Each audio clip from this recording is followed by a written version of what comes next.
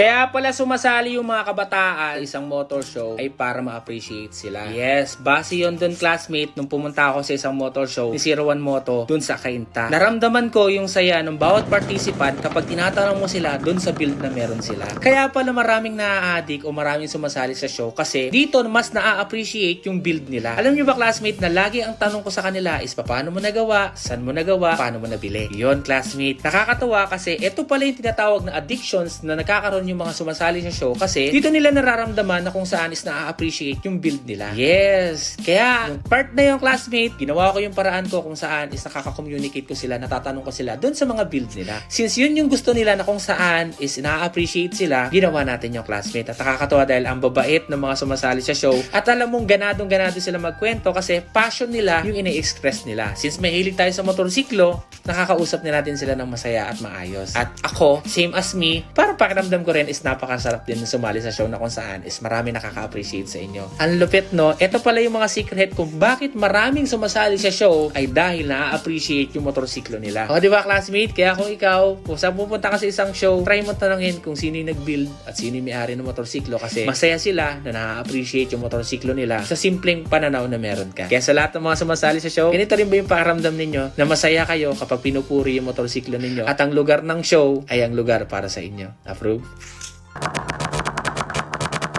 Premium na suspension, race power mo na yan.